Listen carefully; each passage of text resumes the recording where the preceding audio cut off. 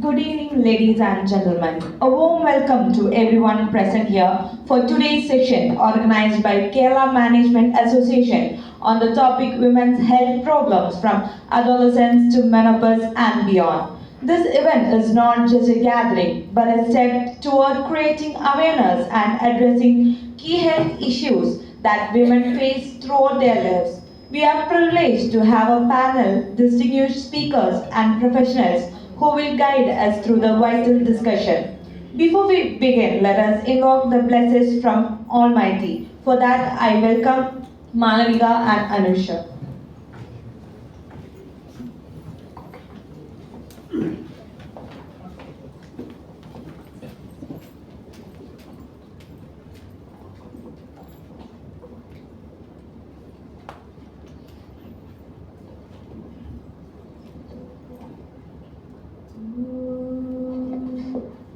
सर्वेषां स्वस्ति भवतु सर्वेषां शान्तिर्भवतु सर्वेषां पूर्णं भवतु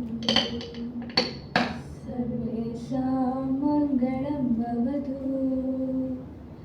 सर्वे भवन्तु सुखिनः सर्वे भद्रं कामया सर्वे भद्राणि पश्यन्तु मा कश्चित् दुःखभाग् भवेत् मा कश्चित् दुःखभाग् भवेत्.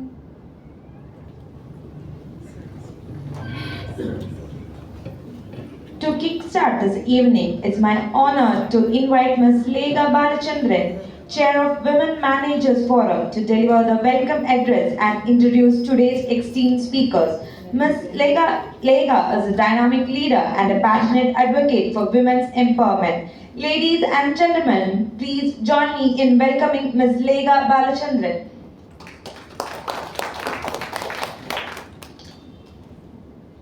Respected Chair, Mr. Jayashree, our Speaker of the Day, Dr. Jayashree, Managing Committee Member, Dr. Radha Tevinu, other members of KMA and invited guests, a warm good evening to one and all. Women's health is not just a matter of individual concern, it impacts families, societies, and the world at large. Women make up approximately half of the global population, and when they are healthy, society also flourishes.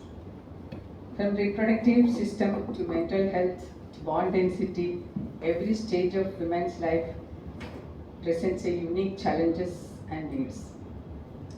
Women are more likely to experience anxiety, depression, and stress due to several or variety of factors such as societal expectations, work-life balance, or even hormonal changes, which requires understanding from their counterparts.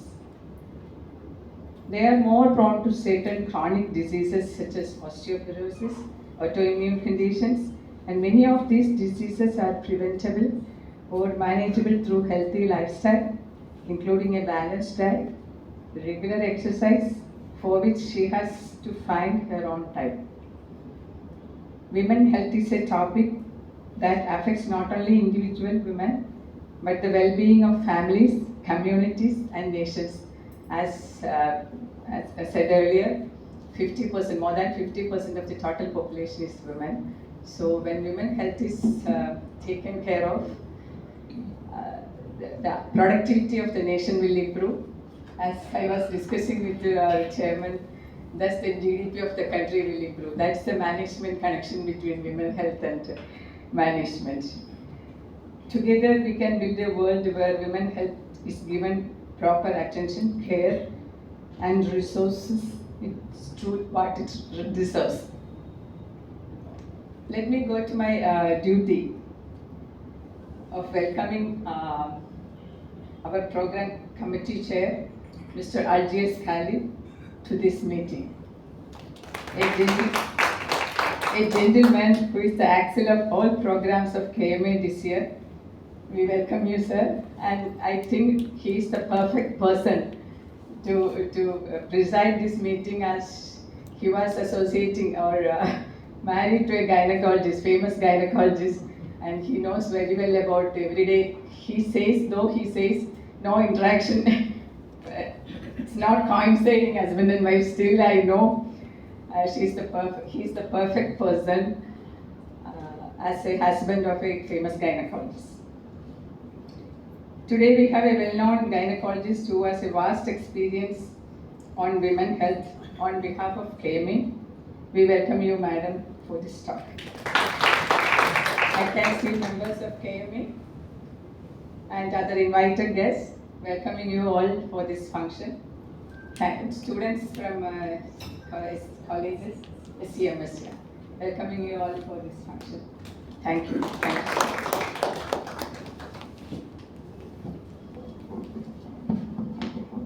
Thank you, Ms. Lekha, for that inspiring welcome and introduction. Moving forward, I now invite Mr. Alcius Khalid, Vice President of KMA and the Program Chair, to address us. Mr. Khalid has always been a visionary leader and a strong supporter of initiatives that drive social and professional growth. Over to you, sir. Esteemed Chief Guest, Dr. Jayashree Nayar, Chair of Women Managers Forum, Mrs. Lekha Balachandran, Managing Committee Member and today's officiating Secretary, Dr. Radha Tevanur, ladies and gentlemen, few of them I can see, esteemed colleagues, students, honored guests, good evening to everyone. At KMA, traditionally every year, we hold one event for the Women Managers Forum. Typically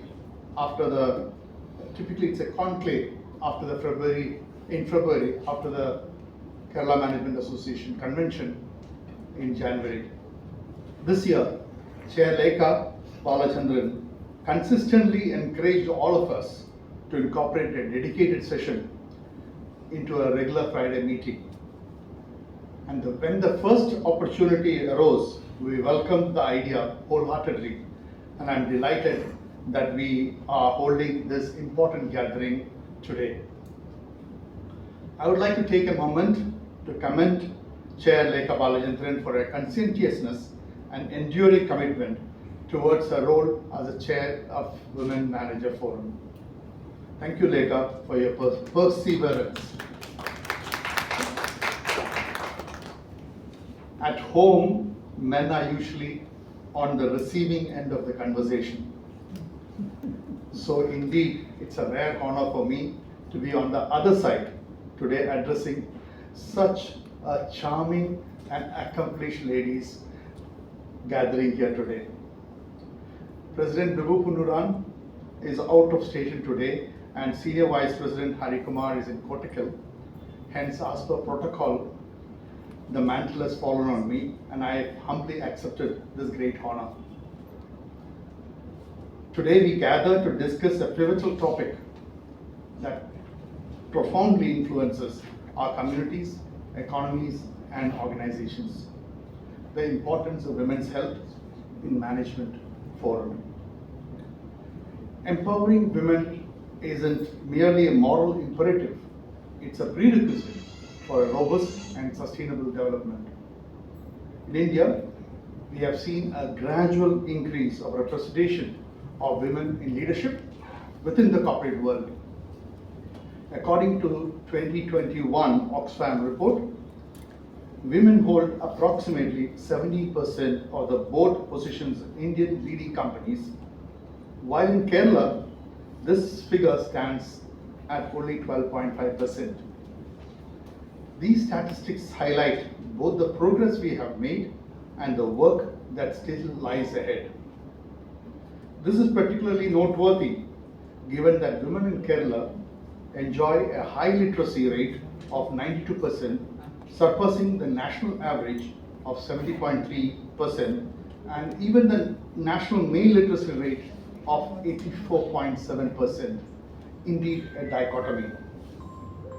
Thus, empowering women in Kerala for senior leadership role is crucial for associations like KMA. However, thanks to its forward-looking members like you all at KMA, in KMA, it's notably that gender parity is way ahead. In the last general election for the managing committee of KMA, 3 out of 8 people who were elected were women, an impressive 38%. And today we have 3 among 4, 75% on board on the stage. Clearly, men are outnumbered. This gender ratio in leadership is commendable and cause for celebration. Moreover, a report by McKinsey reveals that companies with women in leadership positions have a 21% greater likelihood of outpowering their competition in terms of profitability. This is a positive indication of our directions, including that of KMA. But despite these promising statistics, they all tell one side of the story. Achieving gender parity and other goals will remain elusive if we do not prioritize women's health. Approximately 50% of women in workforce report experiencing higher level of stress and mental health challenges, which can significantly impact their performance for aspirations for leadership. Women in leadership positions often face unique health challenges that can affect their productivity and decision-making capabilities. The World Health Organization, WHO, indicates that women's health issues such as mental health, reproductive health, and chronic diseases are frequently under-prioritized in the corporate sector. Therefore, it is imperative that we advocate for an environment where women's health is integrated into the workplaces. Organizations can greatly benefit from comprehensive health programs, mental health support systems, and structural changes that acknowledge the unique challenges women faces from teenage onwards. Let us unite in our pledge to prioritize women's health and well-being as a core component of our strategy for fostering leadership. This commitment uplifts not only women, but also enriches our organizations and societies. By investing in women's health, we are investing in a balanced, effective leadership that drives innovative solutions and sustainable growth. Today, we are honored and privileged to have a leading, renowned doctor and professor specializing in women's health to speak to all of us. Thank you, Dr. Jayashree Madam, for your time and your gracious presence, as well as for accepting our invitation to address us on these vital challenges on women's health. Without further ado, let us listen patiently to her insights. Dr. Jayashree Madam, the floor is yours. Thank you. Thank you, sir, for your insightful words and setting the stage for today's session. The moment we have all been eagerly waiting has arrived. It is my privilege to introduce today's keynote speaker, Dr. Jayashree Nayar, MD.DGO, an eminent professor and consultant in Obstetrics and Gynaecology at Amrita Fertility Center. Dr. Nayar has dedicated her career to advancing women's health and has helped countless individuals with her expertise. Her knowledge and compassionate approach make her one of the leading voices in this field. Dr. Nayar will be shedding light on the multifaceted health challenges women face across different stages of life, from adolescence to menopause and beyond. Ladies and gentlemen, please join me in welcoming Dr. Jayashree Nayar to enlighten us with her thoughts.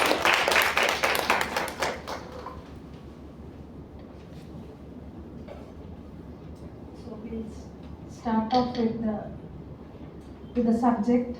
But before that, I would like to thank this elite audience for accepting me and hearing me out patiently, as this will be a sort of a bail earlier taken so that you will listen patiently. But this topic is rather vast, and the time allotted has been just half an hour by our chairperson Lekha. So I will try to present to you a bird's eye view of the entire health problems faced by women of Kerala or India or of the world in a span of half an hour. The subjects which we have learned and experienced and practiced over a period of many decades. Anyway, thank you so much for this chance to talk to you, and let me get thank you, sir, Jayashree, sir, and Dr. Anil Joseph. Yeah, he was one of the invitees, and Radha madam, and of course Lekha, who has she's madam, but for me she is a friend also. So, and of course I'm so much at home here because I have my own colony residents here with me. So I feel very much at home here. So let me get on to the topic. What is women's health, and how does it affect society in general? What can we do about it? And we will see how we can deal with all the problems. Now, before we go into women's health I have taken because I am a gynecologist, and gynecology is a subject which deals with women's diseases in general. That is gynecology. Now, what is health? For me, as per WHO, we have learned that health is not merely the absence of illness. It is a sum total of physical health, mental health, social health, and not merely the absence of disease or infirmity. That is the definition. And if we have all these, only then you can call a woman truly healthy. And so I have taken this topic which covers her issues right from adolescence through adulthood to menopause and beyond. Beyond in the sense that whatever happens to her after menopause until her age span is over. So this much I have taken. It's a pretty big burden to explain so much in such a short time. But I will just talk about briefly a bird's eye view I will give you about what happens. And for most important, I am rather put out by the fact that the audience is entirely or just a small percentage of men have turned up, whatever be the cause, because without their support, without their acknowledgement that women do have health problems, and it is the health of these women in the family which ultimately determines the happiness and the health of the entire family. So it would be good if they had also come and tried to understand. Of course, they are already aware, many of them are aware, but this would probably have contributed better. Now, coming to childhood and its problems, we will start with the usual problems which come to us as a gynecologist. Children who are brought in, the most common, the earliest childhood problem is early menarche, that is the onset of menstruation even before the age of 8, for example. That's called precocious. It is something which gives a lot of alarm to the parents, and we have to investigate hormonally, radiologically, and so on and so forth. But this is a topic which has extensive impact on the health of the entire family. To have a child who is still in her frock and playing around, to have her menstruating, she is not able to grasp the seriousness of the situation even, and it may cause a lot of emotional turmoil in the family. So early onset of menses or menarche as it is called in our language. Then about the then another topic still more important is absence of menstruation. A girl is 14, 15, she has not come of age, and that is it has a social impact also. Mothers, grandmothers are waiting to see their children blossoming into adulthood, and its absence marks something grave for the future. That is very important. And women, and when do you investigate, when you take a girl to a gynecologist? Around 14, 15. Till then, if she has developed secondary features of a woman, like development of breast, shape of the changing shape of the body, all this will denote that it is imminent that she is going to have her period soon. But if it still hasn't appeared by 14, 15, that is called primary amenorrhea, the absence of periods even once. That is primary amenorrhea, and the mother, father both are in distress. So such a person, such a girl will be always brought. And how do we deal with it? Of course, today it's not only the first thing that we think of is, in the older days we couldn't ever include pregnancy as a first cause for amenorrhea. But Kerala is changing, catching up with all the cultural changes all over the world, and today pregnancy is number one on the list for us. Be it 14, be it 12, be it a primary amenorrhea or be it secondary. What is secondary amenorrhea? Secondary is when you have had your periods once or twice or thrice and then it stops. That is secondary amenorrhea. It may be pregnancy, it may be some physiological cause, it may be an illness, it may be a hormonal problem. But whatever it be, number one on the list will also be pregnancy. That is because of our changing cultural norms. And before, if you ask for a pregnancy test, or if you had to deal with such situations, we used to do it very discreetly because we may get beaten up by the parents. But today, she is equally aware of all the changes. The mother is equally aware, and so it doesn't matter. And so the treatment modalities that we offer, the investigations are all now changing. Now coming to, anyway, I cannot dwell on this alone because there are so many other things to talk about. Other disturbances in the child. Once she gets her periods, she becomes a woman. Her physical changes may induce psychological problems also. For example, her posture changes. She is not eager to be a woman yet, and maybe her physical changes makes her stoop. She loses her confidence. There are cases, you may not be aware, but we know. Suddenly a girl who was strong and sprightly, standing tall, now adopts a posture which is stooped. It is due to her breast changes, and we have to explain that it is normal for everyone and nothing to be ashamed of. So psychological support is very essential, and a supportive mother or any elder in the family is very much essential for such changes not to happen in the growing girl. Then about menstrual disturbances, hygiene, how to tackle the problem when they are going to school, when they are going for work or training or any such thing. All about menstrual hygiene. These are the things that we handle, including the usage of the modern menstrual cup. You may have heard of it.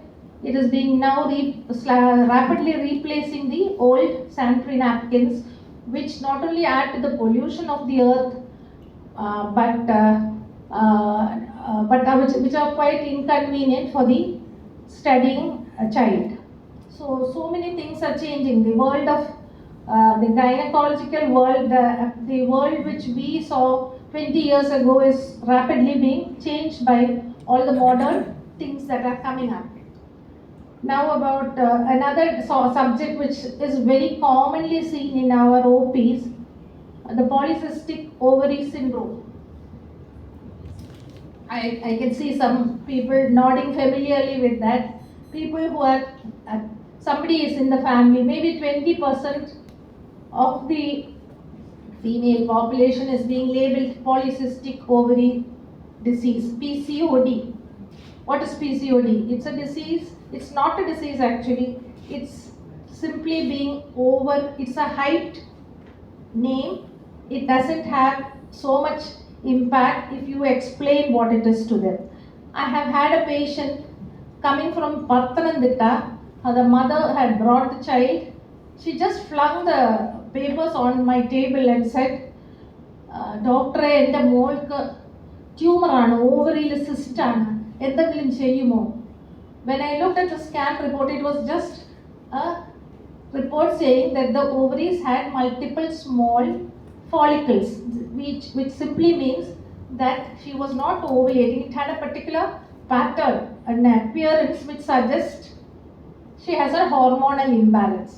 So, unnecessary scans done, labeling of patients as PCOD, so many things have been happening over the years. Today, luckily, the impact of such diseases is being understood, and even the name polycystic ovary disease is being renamed into something called, it is changing. Only the scan appearance is given that name. So all this is very important, and it is not something with which you have to grapple with like cancer. It is just a hormonal imbalance, but it has a wide impact on the future. Like you may be prone to develop hypertension, diabetes, obesity, such things, and also it is associated with excess hair growth, which can have a very significant impact on the psyche of the patient, of the girl or the, and long-term effects include infertility. So this is a topic by itself. I'm not going to dwell so much on it because it is important, but it is too vast to discuss now. Other things include in childhood, other subjects of importance are tumors, which are mostly okay and which can be dealt with by laparoscopy, which is the modern surgical way of dealing with it, and very few are cancerous. So, but every time you come across a young girl with a mass in the abdomen, it tends to cause a social impact on the family itself. Any surgery or done on the abdomen, even if it is a laparoscopy, tends to be looked upon with suspicion by the neighbors, by the village or the town, because it is usually associated with, that is the effect of our culture. We always think that it is some avihidam there going on. It's probably a hidden pregnancy that girl has gone on for some unavoidable circumstance into which she got in. So tumors in general tend to be looked upon with as a matter of disgrace. The poor girl has nothing to do with it. She just happened to have a simple cyst in the ovary. It needs removal, and it was removed laparoscopically. It has only a an abdominal small wound, but unless and until you know about it, you should not point fingers at anything. That is my appeal, because it affects the future of so many children and their parents.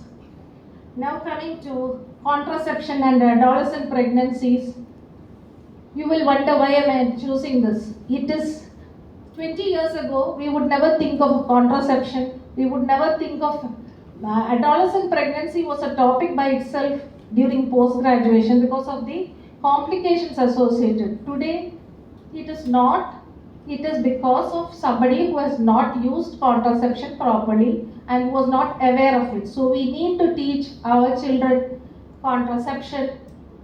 We need to teach about the difficulties of a hidden pregnancy, what are the complications which happen. So sex education, health education, all this is very important in schools, but and fortunately this is being done very regularly in most advanced or most developed schools. Another thing, one important thing which should be remembered by all is the use of HPV vaccine. Most of you would have heard about it.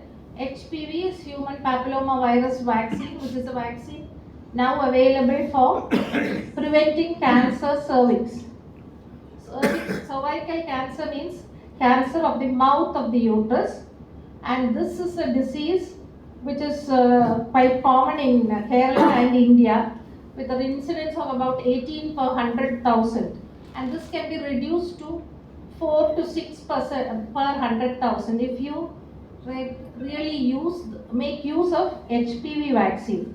HPV is a virus, human papilloma virus, which grows in the body and after 10 to 15 years may or may not cause development of cancer cervix. So if you give the vaccine at the age of, we are starting now, in fact Sudha Murthy has sent, she was the one who took the initiative in passing the bill in the parliament, and now HPV is available at a discounted rate for even the girls in the villages, or even free, I think. So that much importance a person in the industrial field has to given. So I would thank the KMA, which is also part of the entire industrial structure of India. So that is the importance of HPV, and today it's available in Kerala for a price of 4,000 per dose. Some medicines are a little cheaper, like 2,500 to 3,000. But the effect is it protects up to 90% from a deadly disease called cancer cervix, which is usually detected quite late. So that is the vaccination which is now available.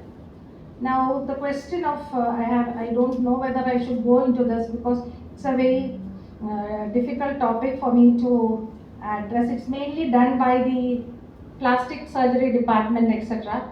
The question of transgenders, people coming, and this is an important topic. We are recognizing and we are giving them due importance. It is not with shame that we look upon this topic.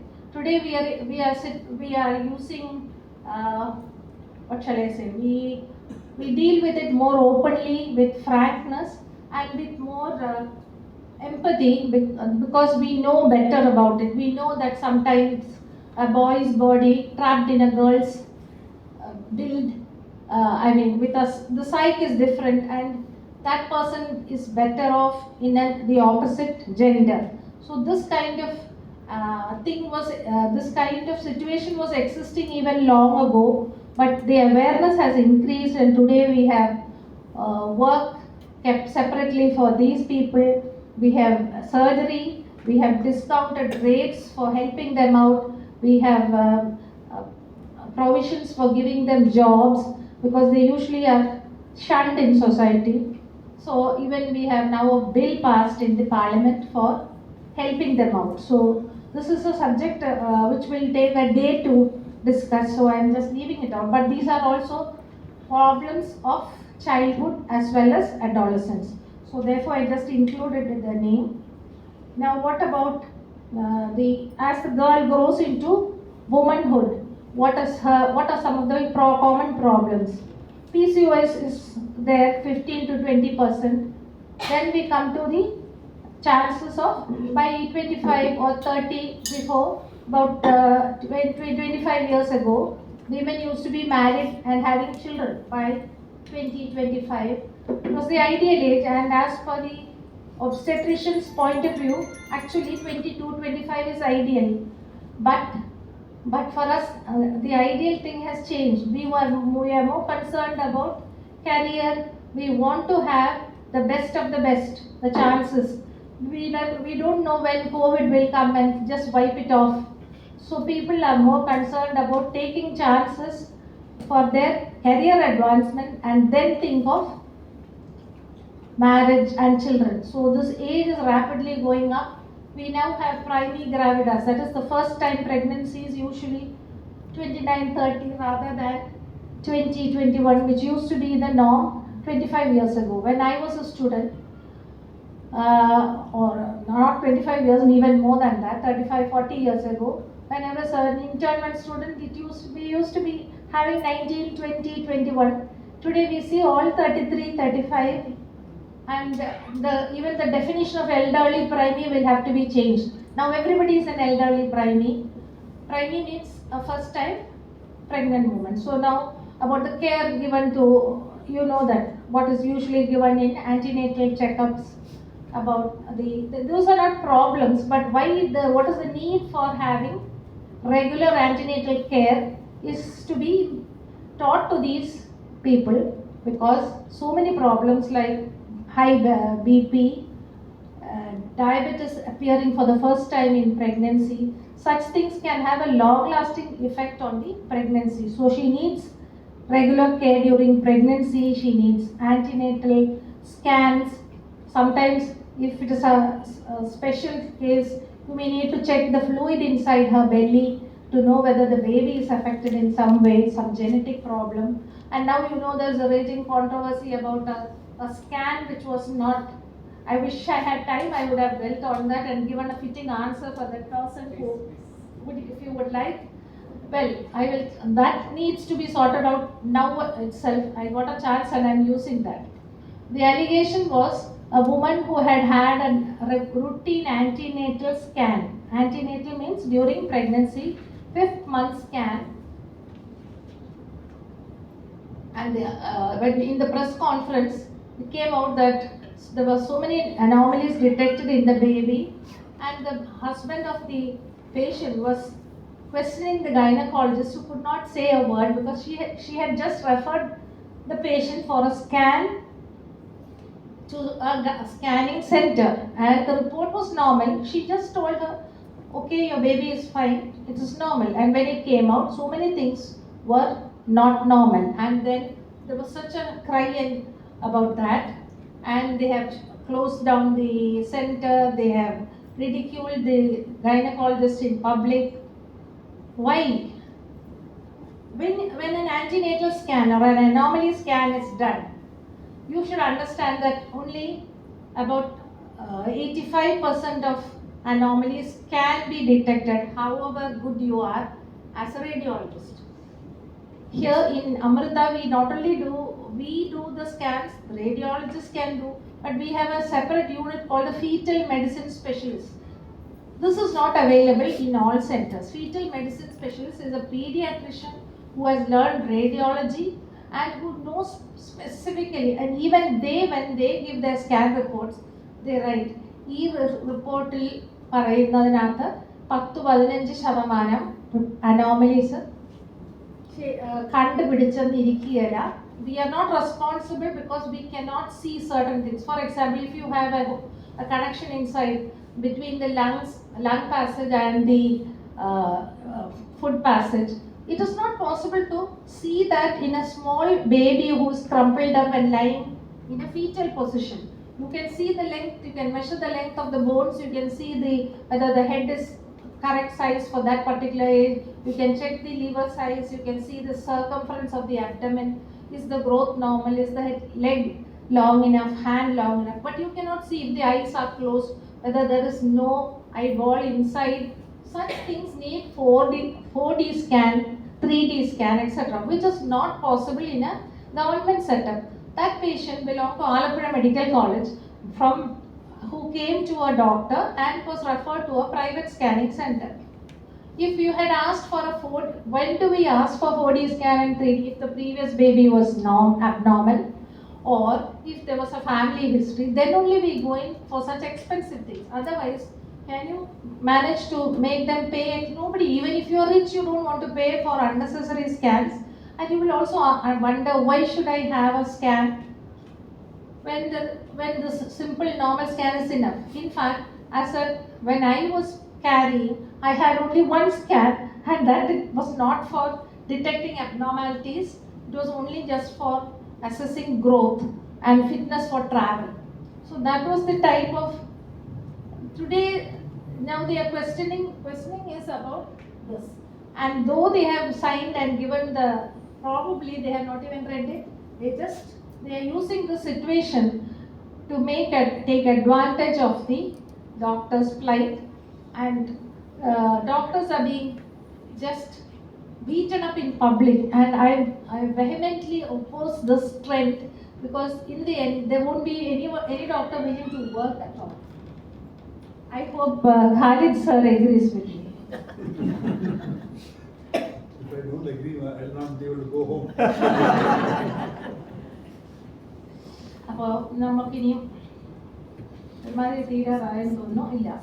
Okay, so about antenatal care, then about what is about the women who come to us. After pregnancy comes the question of sterilization. What is good for you? If I don't want any more children, can I have sterilization? If you have a cesarean section, can I have a concurrent sterilizer? That is, you tie up the tubes along with the cesarean section, or can it be afterwards when the baby is big? You can have it. So different methods of sterilization, different methods of medical termination of pregnancy. I hope all of you are aware that MTP has now been extended up to 26 weeks. The bill has been, the MTP law has changed up to 26 weeks. If you find a late pregnancy up to 26 weeks with a baby who is abnormal, you are allowed to terminate. Before, the women had to bear the cross and take it through till the very end and then come with the sad situation forever. Now slowly things are being eased out because sometimes you can't make a decision and it is a late scan. So that is about MTP. But everywhere 18 is the age, and if it is less than that, you have to bring a mother or somebody. Otherwise you cannot take the decision below 18 for MTP. And you have to bring your Aadhaar card also because you have to prove who you are. You can't, if something happens, nobody will be there. You have to prove your credentials before you come for anything like that. Now, what is another commonly found problem? Just now before tea we were discussing work, in the workplace, women having not only menopausal problems, even premenstrually women can suffer. That is called the premenstrual syndrome. It is the effect of progesterone hormone which causes depression. Sometimes it is not depression, it is a violent reaction. In fact, 75% or 85% of the crime rate in all over the world by women, it has been recorded that it is in the premenstrual phase of the cycle. Because of the effect, it is because these women have certain mood changes, they are very irritable. You may have noticed it in your own home. Your mother was irritable on certain days and you never knew what it was. It was probably her progesterone level was high just before her periods. So she didn't know it and we didn't know it, but we suffered anyway. So that is, now there is a understanding about the subject where you are given antidepressants. If it is a very severe form, you have to treat the condition. You give antidepressants or mood elevators. You can suppress the ovulatory cycle and reduce the level of progesterone. So science is advancing to help women in all phases of her cycle and throughout her life. Now, what about breast checkup? Is it necessary or not? Yes, though the incidence of breast cancer was less in Kerala, it is always coming up slowly, and we do need to do self-examination, and all women should be aware of how to use their own hands for monthly checkup. And if you have a suspicion, you should go to the gynecologist or the breast clinic. We have breast clinics where you can do an ultrasound or a mammography, which is a radiological investigation to know whether the type of lump that you feel is normal, physiological, or is it a lump which needs to be removed. So that is about. Then another common thing is about now with I have taken our girl from 14, 15, she has reached about 45, 50 and she has gone in for menopause. Now what are the type of problems and worries that an older woman has? She has reached your clinic. Most of the women have aches and pains. Naddu vedana, kaalu vedana, muttu vedana, thala vedana, all kinds of vedanas. And you cannot just brush it off and say it's menopause, it's menopausal syndrome. You have to take everything one by one and decide. So what is there? You can do bone density. You don't have to do it for everyone. Those who really suffer because of that, who cannot do their daily work, who are incapacitated, whose work output has drastically suffered, such people need to be evaluated with even costly investigations like bone densitometry. We have that's called the DEXA scan. So don't think that this is all unnecessary. Those who need it should go through. and get the necessary supplementation for osteoporosis. If you need, you may even need to have hormones for supplementing the falling levels of hormones. And this we have found out is not harmful provided all the high risk factors have been removed. Like for example, if you have a family history of stroke or you have a tendency to have clots in the blood, then such patients will not be given hormones. But really deserving people should be helped out, and you can give it safely even up to 5 years after menopause. After the stoppage of the periods. And the patient, you will see that drastic change. The woman becomes normal again and fully. She may be in the prime of her career when her hormones start failing. And it is a very bad thing to lose that resourceful person just because her hormones gave up. So that is the place where you really need hormone replacement therapy.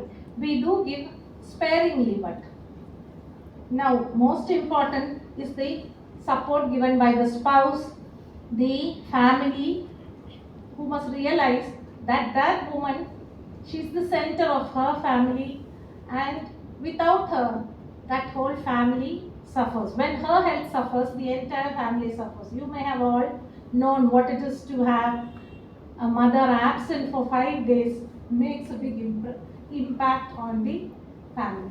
If anybody is sick, we know, father or mother or child, one person who is sick, he is not pretending he has something wrong or she has something wrong. Give them due respect and treat them timely. That was my message to all of you. Timely intervention for all stages of a woman's life will make you and your family a happier, what is to say? It will have a positive and happy impact on situation, and that is what you should do. Actually, I had just thought of adding andropause also, but I find that the men are very few, so maybe I will stop with this. Actually, there is a new concept called andropause also, where men in the late 60s may, or not all of them, so I see the men sitting up, the first time they are interested in that. Yes, the aches and pains and the irritations and worries just suffered by a woman. Sometimes in a small percentage of men, has been part of a study, and it has come out that andropause is an entity which has to be acknowledged, and you don't supply testosterone anyway, but still it is something to be for which needs your sympathy as much as you sympathize with the menopausal lady who has her own problems. So that is all about, in a rush, all about. I hope I have done justice to everything. I don't know what else.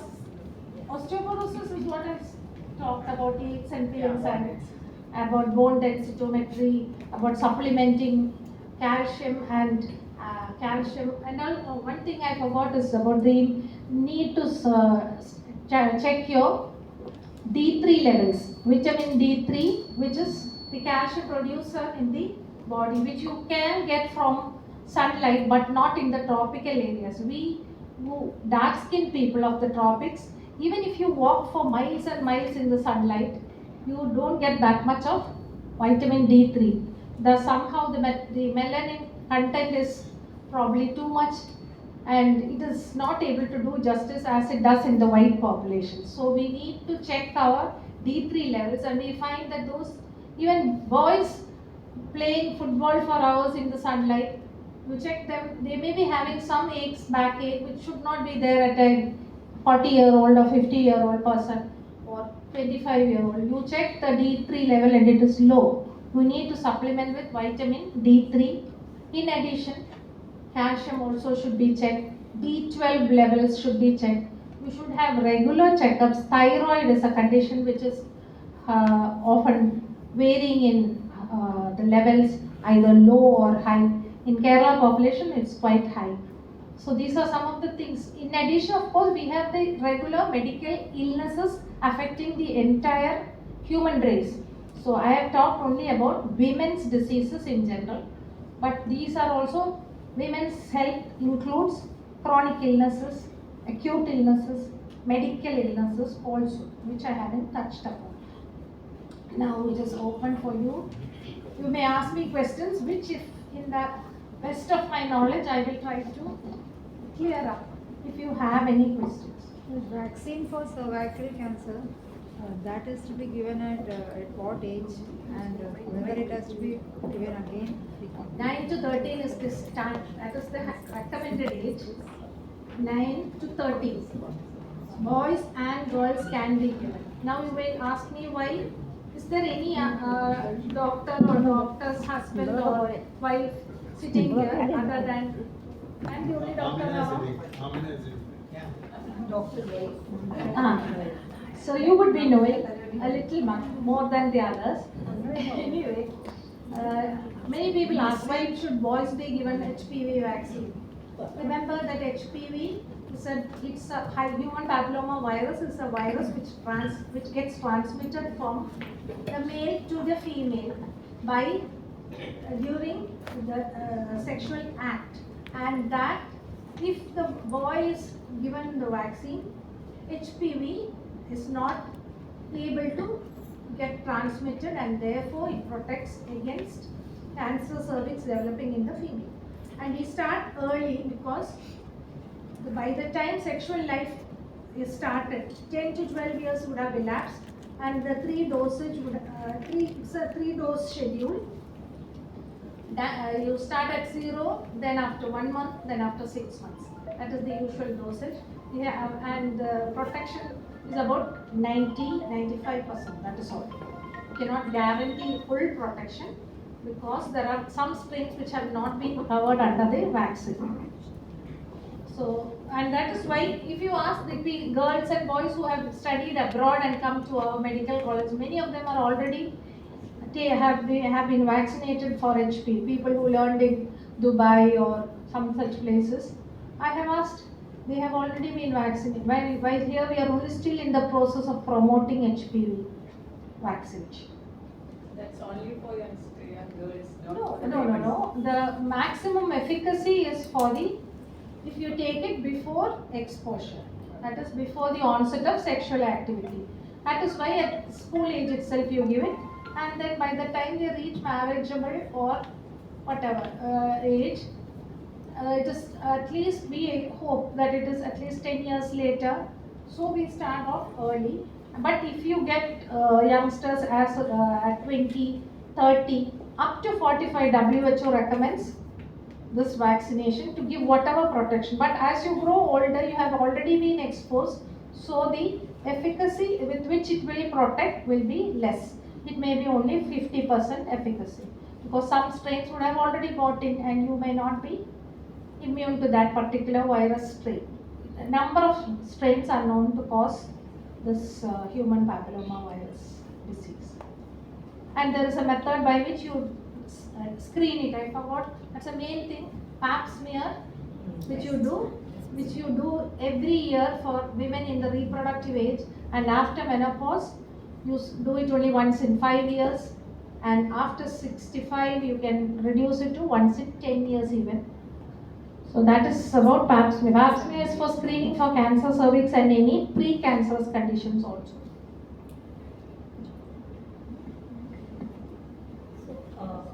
We say that excess calcium to take regular dose, it can actually cause kidney stones. Any complications with taking vitamin D? Yes, vitamin D should not be taken just like that. It should be done. First you check their D3 levels. Depending on if the levels are normal, you don't have to take at all. But if they are below the normal levels, which ranges change from lab to lab, but there is a range, 25 is supposed to be the cutoff, but in some labs it may be 20, like that. But whatever it is, if you have only 10, for example, you need to take loading dose, then you take continue to take the dosage every month. D3 is given usually as a shot, once a month. It can be given as a tablet or as a powder with milk or something like that. And then afterwards you have to check, after 2-3 months you must check the blood levels and see the level. If it has reached the normal, which normally it doesn't, it takes 4 or 5 months or 6 months, Then you recheck. If it is already reached normal levels, you should stop, because more than that, it is toxic. It gets accumulated in the liver and can cause liver damage. All right. One more question. You spoke about early menstrual starting in like girls. So what are the causes? How can we actually go about preventing that? Prevention is not possible for early menopause, but some of the things in your lifestyle, which too much of childhood obesity is supposed to be one reason. There is a particular level of hormone called leptin in the body, which is responsible for, which is higher in obese individuals, and this can be kept to an optimum if you teach the child the importance of exercise, avoiding fast food all the time. Give her fast food, whatever she likes, once in a way, but not on a regular basis. Send her for dance or play or exercise. Avoid too much of TV. She will be the right size for the right. Those are the preventive aspects. But you cannot prevent sometimes hypothyroidism can be a cause of that. That thing we will have to sort it out by endocrinology investigations like that. So all aspects of early menstruation cannot be prevented. Some are preventable, some causes. Tumors, for example, how is the child? We are not going to know about it until we investigate, isn't it? Thank you. I do have hot flushes at times, so how can it be prevented so that my sleep does not get disturbed? Hot flushes are part of the first 5 years usually of menopause, and if it is causing you so much trouble, you have to get investigated. Like before do you know that the normal food that we eat contains estrogen also in the form of phytoestrogens, plant products. Soya bean is supposed to be a good source. Soya in the form of soya beans or tofu, that thing that you make like paneer, that is a source. Then even the normal Nadan purikile, made of chena, chemba, kachil, all those things. And as soon as you tell them to eat all this and eat this is the best quality food that I can offer to a Malayali, but they will say gas. Idu kazhicha gas, ഞാൻ എന്ത് ചെയ്യും? Then there are tablets called phytoestrogen products are available. Some of them are available in the market, but to what degree of help they do, I don't know. But they feel happy, they have done something. So they come back and say, but usually it is a placebo effect, I feel. The best thing is from natural foods, and of course, if it really needs to be given, you may have to give small dose of. But before that, you have to have a thorough checkup of breast, pap smear, uterus you have to take a scan, do everything, and then decide whether you need a real hormone replacement therapy, which can be done for 1 year, 2 years, depending on, and that too very mild ones. But you have to rule out history of cancer in the family. If your grandmother had cancer or your sister had, maybe you cannot take it just like any other woman. So many factors are taken into account before you start a hormone replacement therapy for small things like, and hot flushes are, if they are causing so much debilitation that you are forced to stop your work, you cannot sleep, definitely it needs intervention. But people are aware, എനിക്ക് ഇനി hot flushes വരും എന്ന് വിചാരിച്ചാൽ definitely it's going to come, and they are going to be, this awareness too much ആയാലും പ്രശ്നമാണ്. I'm not saying about you, I'm talking about the different types of people we meet. Some are too much aware, some are not aware that it is there, they need help because they are not able to get on with their regular work. There's a move now for menstrual leave organization companies. 1 to 2 days they can take, and you should not deny that, because actually in my opinion, അത്രയ്ക്ക് ആവശ്യമൊന്നുമില്ല in men's, because it is for years it was a physiological phenomenon, but there are women who really suffer, and only those who suffer know about it. And when they are in the office, you can watch them. They are vomiting, they have pain so much, and they are not able to do anything about it. and they have got evaluated by a doctor who said that it is just a passing phase, afterwards it will be okay. They are the people for whom, instead of giving hormones and all that to make hormonal treatment is needed, otherwise painkillers, antispasmodics, things like that. If that is also not tolerated, you have to give them leave so that they can lie down in bed and have a hot water bag and some tablets.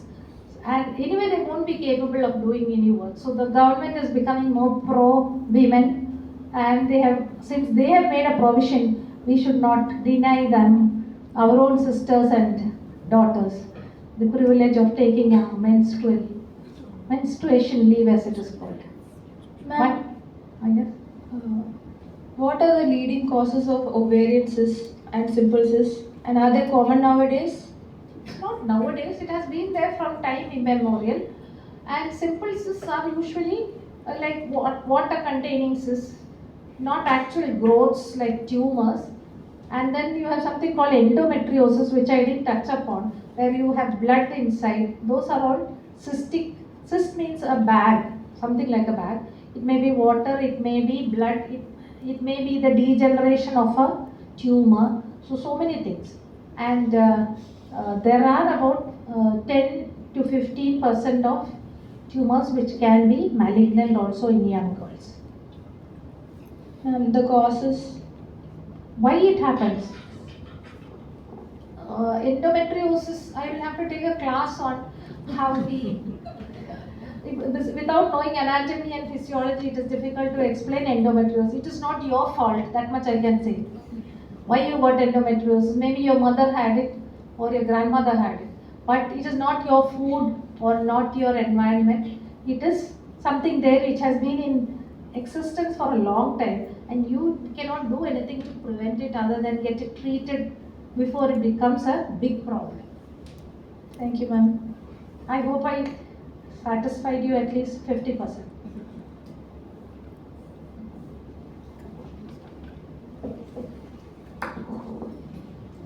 Ma'am, there seems to be an increasing incidence of the need for hysterectomy for removing huge fibroids from uterus.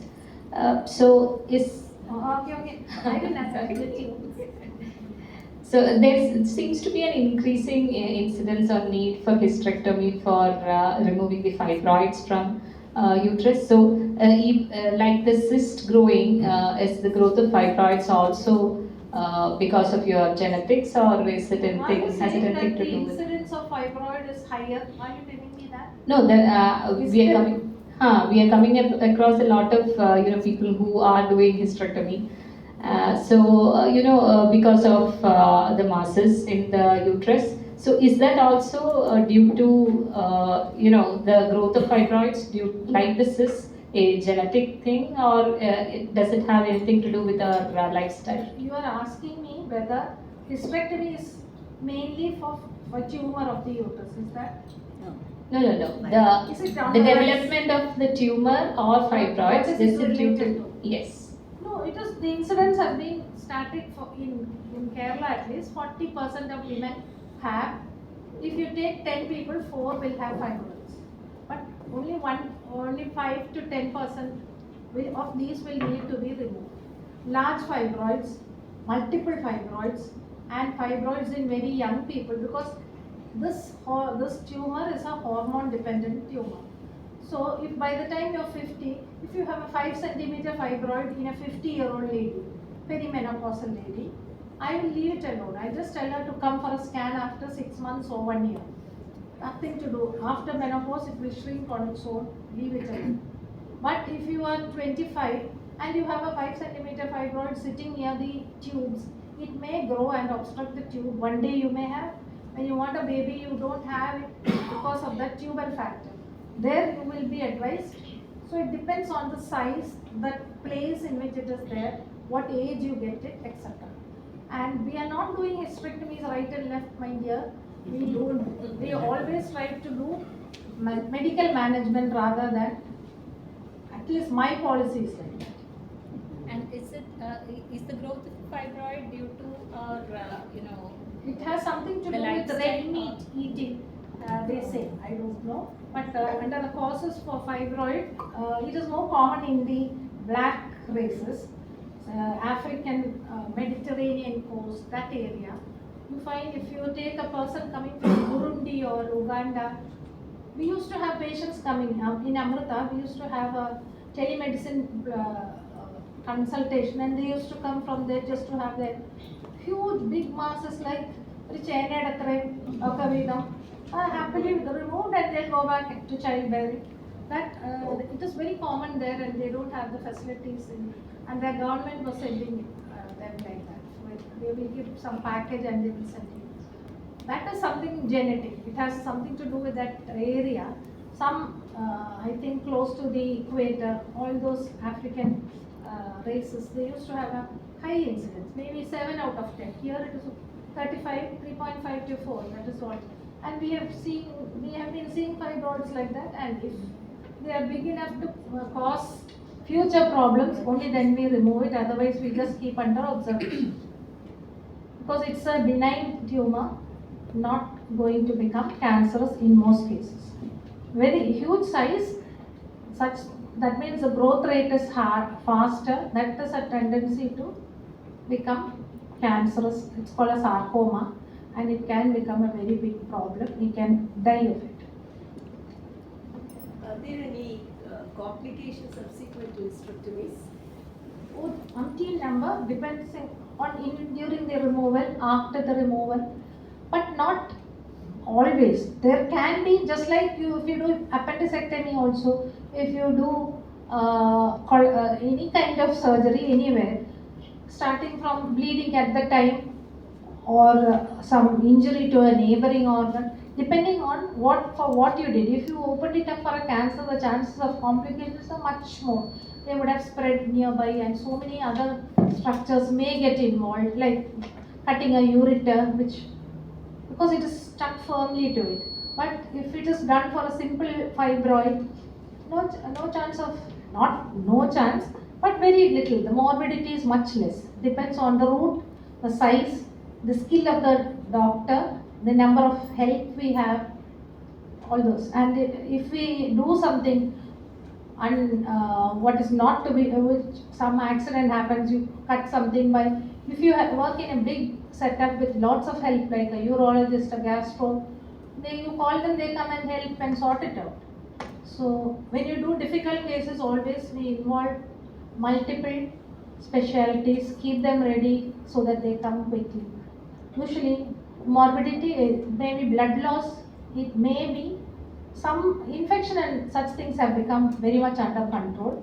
It depends on if your sugars are not controlled, but we don't take up elective cases without sugar control. Otherwise, hysterectomy, if done for the right reason, should not cause any problem. Madam, can I ask something? First of all, I thank you, KMA, to bringing the common topic which is rarely discussed. I am a family man. In my family, wife and 2 daughters are there. I am the only male member. Okay, this my daughter. It is a privilege for you. You will be cared for by when I got 2 daughters, many people told that they will teach you many things which you cannot imagine. That is, I am really experiencing. But okay. First I would like to tell that my daughter got the periods first time, because there was also lots of concerns from my mother, my wife's side, and myself, from myself also, because I am not quite aware about that. But we are taking too much care for that. But my question relates to, suppose my wife is also 43 plus, because when she is getting menopause, as a husband, what kind of emotional, moral support can I give? That is the first question. Second question, I was doing a yoga course. Yes, I forgot yoga. That was my pet topic. I came thinking that I must talk for 15 minutes on yoga, but I ended up protecting gynecologists in general because of Rekha's insistence. She wanted me to give a reply for that press case, that patient. But actually, yoga, you should teach her and you also should do yoga. My question relates to that is the final examination. There was a question of PCOS. What are the yoga interventions needed to do that PCOS? How to prevent? But with my limited knowledge, I never expected that question. But I attempted the questions. But do you have any idea about that also? Yes. PCOS is generally associated with obesity, and there is also one entity called lean PCOS, where though you have normal weight or even subnormal weight, you can have all the features of polycystic ovary syndrome, which includes menstrual disturbances, amenorrhea, that is absence of menstruation followed by heavy bleeding in between, excess hair growth over the body. You may have typical ovary changes as found out as diagnosed by the ultrasound scan. All these will be there, and then the blood levels of, you check for the free testosterone, things like that, hormonal evaluation. All these will clinch the diagnosis. But I don't know whether you're talking about this person who was diagnosed with PCOS or a question to be answered.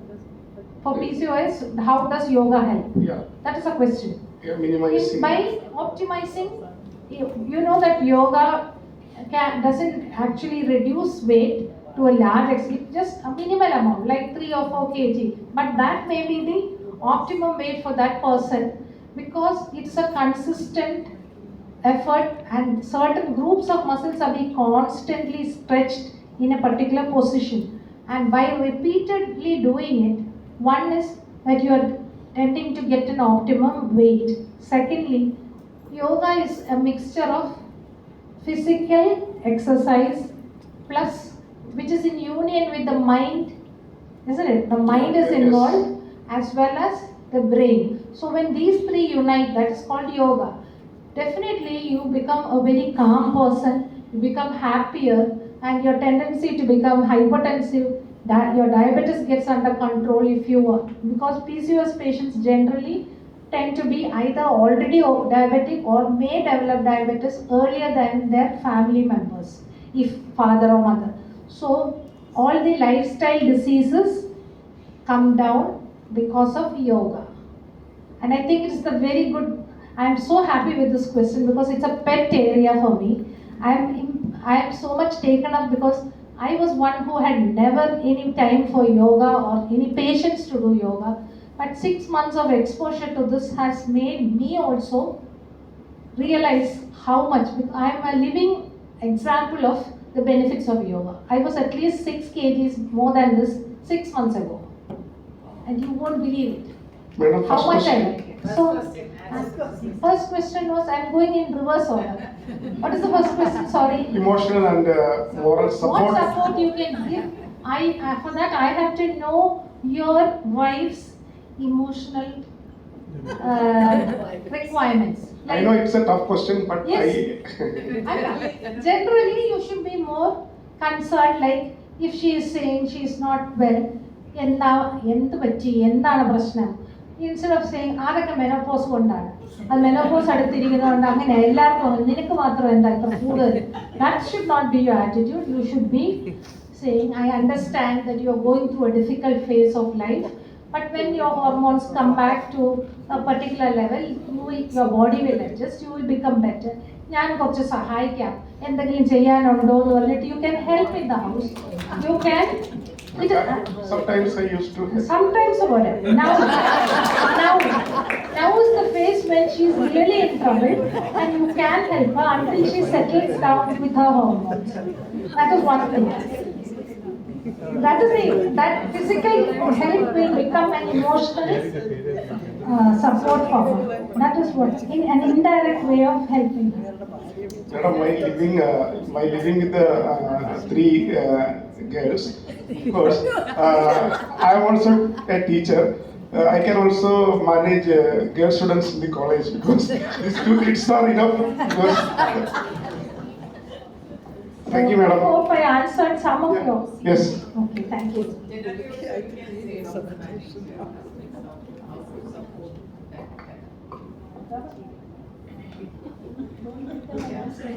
Physically.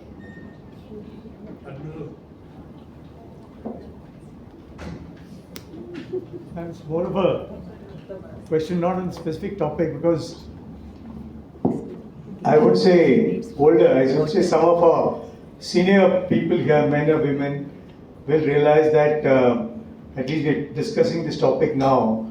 Because I remember a time when we were kids, some of our aunts and all, who used to, during their periods time, they were not allowed to enter the house. They were supposed to stay in a outhouse in a separate room, and we couldn't even go and touch them. They said, "Don't touch me," that's the kind of thing. So from that, today we are discussing a lot of more facilities available. My question is, do you feel that this is something that we need to educate both boys and girls right from the younger age, so that they're aware of all these issues as they grow up? Yes, in fact, I have a talk next week about menstrual hygiene, and that is going to be in a school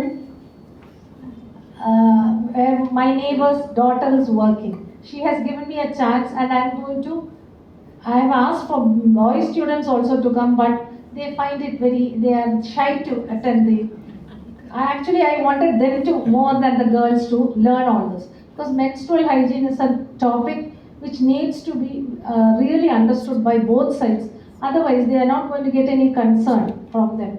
And of course, now you ask me how is it happening? Is there any change in attitude? Definitely. Like, for example, in our grandmother's days, it was like that. But when it came to one generation before us, our mothers were not so strict. They let us be like other people. They did not mind us. Of course, we were not allowed to go to temples or to the puja room, but we could definitely stay inside the house, and we didn't have to go and sit in another room separately. We could go to college or school or wherever. So those changes are set by example is set by the mother herself. They may not be so educated, they may not have gone to college, but they realize the importance of changing, and that it's just physiology and not the curse of God or anything like that. So this thing, without even teaching, by just being living examples, they have taught us. So I think this trend is continuing. We go to church, we go to temples, at least the outside. Nobody bothers about such things anymore. That is a change that has happened.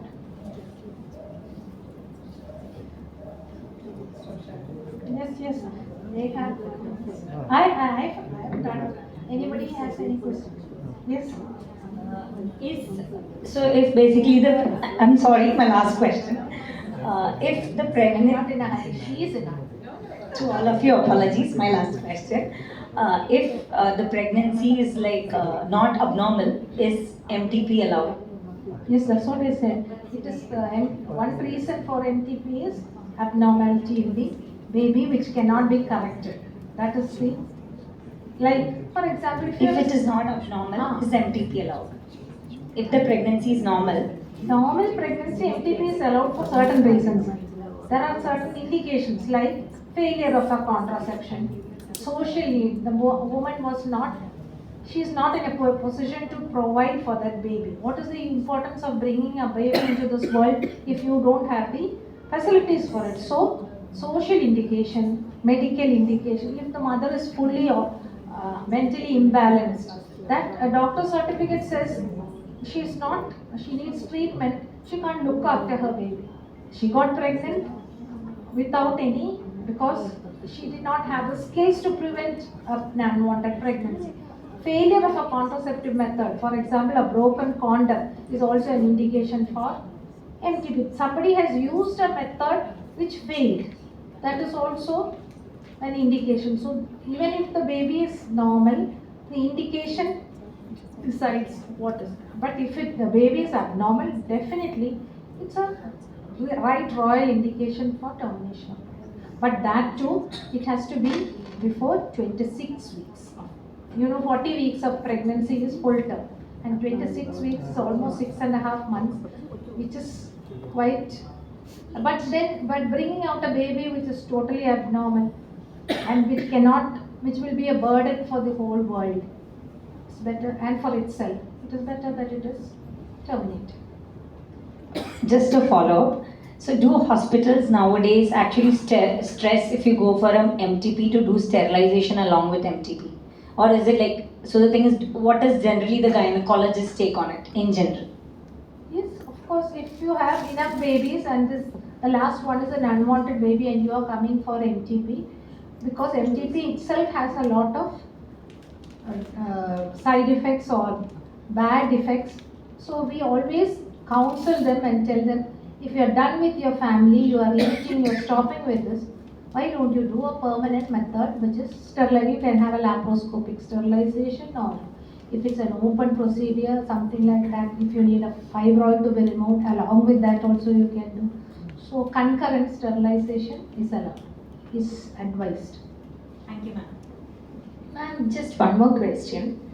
See, for someone who has, I have 2 kids, so I don't want any more kids, suppose it's the case. And for some time, we use a contraceptive like a copper T or something. Is it okay if I continue the copper T till my menopause? Or is it advisable to go for sterilization, which is the better option? It has a time span of use. After that, when you come, you get rechecked by the gynecologist. And if there is any change in your menstruation, heavy flow, or something like that, definitely a scan will also be done. You will be evaluated if your pap smear is going abnormal, if there is any evidence of infection, etc. You have to stop it. Otherwise, you just change it and change it and change it until menopause. What's the optimum frequency of changing it? Is it 3 years or 5 years? Or there are different types of models. There are for 10 years. Government provides one for 10 years, free of cost. That is 10 years. Then we have multi-loads, copper T, 250, 500, depending on the amount of copper in it. That is for 2 years, 5 years. The model that you choose for insertion, depending on that you have to change. That person who does it for you will advise you when to, by looking at that, it even provides a leaflet on which the time span is given. So you yourself know when you have to. But meanwhile, you should go for checkups also to make sure that everything is fine inside. But then there are no long-term side effects for having it for long. Thank you, ma'am.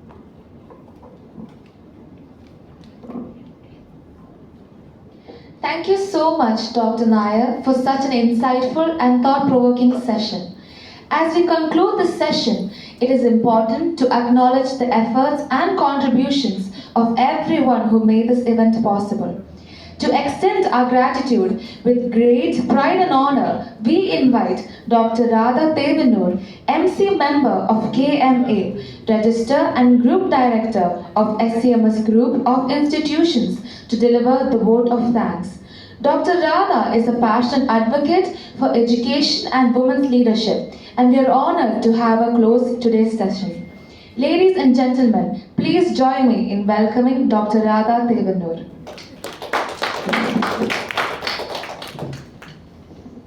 President of the function, Mr. Algiz Khalid, Vice President and Program Chair KMA, Chief Guest of the Day, Dr. Jayashree Nayar, Professor and Consultant in Obstetrics at Gynaecology, Amrita Fertility Center, Ms. Lekha Balachandran, Chair, Women Managers Forum, all other MD members, participants and dear students. Good evening. What a beautiful way to end an evening. A baby grew in front of us. You know, she just grew and the nappy changed from what she was to somebody who became an adult, adolescent, got married, became a grandmother probably. There are no words to contain whatever you have said today, because and the way you have said it, it's so in such a simple, lucid manner, so that everybody could follow. I was sitting there, and as a social scientist, we have a habit of viewing each other's expression. I was looking at everybody's face, man and woman. Everybody was engrossed. This is an area that is touching all of us. And as doctor said, there could have been more men, because though jokingly I told Algis sir that ഞങ്ങൾ വയ്യാന്ന് പറഞ്ഞ് കിടക്കും, നിങ്ങളാണ് ഞങ്ങളെ പൊക്കിക്കൊണ്ട് പോകുന്നത്. So and also to add to what Madam concluded with, as you've heard, I come from SCMS, and for all our women's programs, we include boys in it. Why? Because even if it's a breast cancer, even if it is what is it? The menstrual cup. Everything, the boys are also involved, because they too should know what a girl goes through, what their mother goes through, sister goes through, their friend goes through. So it is imperative, and we could have probably had more men participation. And doctor very beautifully said about early identification and early intervention, which is again most important in any situation, be it fibroid or anything that, all of us are grown up. The youngest one would be my students who are sitting here, but we know that if something is identified, the best thing that can be done is to intervene at the earliest. And so doctor took us through a beautiful passage where each one of us were involved in every stage that doctor said. So a very big thank you to ma'am, because it's that short of us, and I request our MC member, Meena, to give away the memento as a token of our appreciation. This is actually nothing. The memento is just to tell you that, we adore, but the content.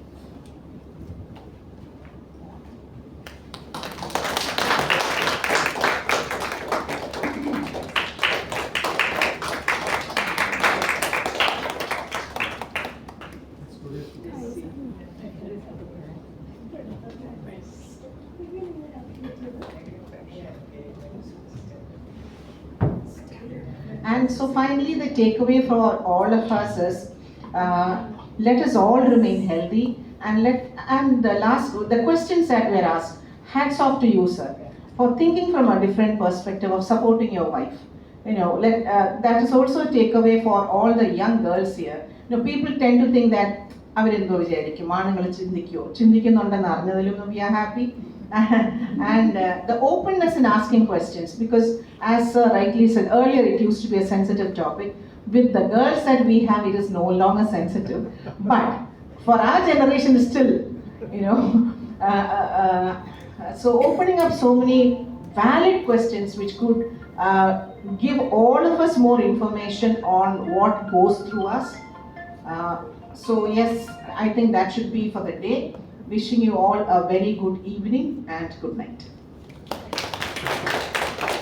Thank you, Dr. Radha, for those heartfelt words. On behalf of the Kerala Management Association, I extend my sincere thanks to all our speakers, guests and participants for making today's session a meaningful and impactful one. Hope this event was enriching and insightful for all of us. Thank you. Now let's all rise for our national anthem. Jana Gana Mana जय हे भारत भाग्य विधाता पंजाब सिंध गुजरात मराठा द्राविड उत्कल बंगा विंध्य हिमाचल यमुना गंगा उज्जल जलधि तरंगा तव शुभ नामे जागे तब शुभ आशीष मागे गाहे तब जय गाथा जन गण मंगलदायक जय हे भारत भाग्य विधाता जय हे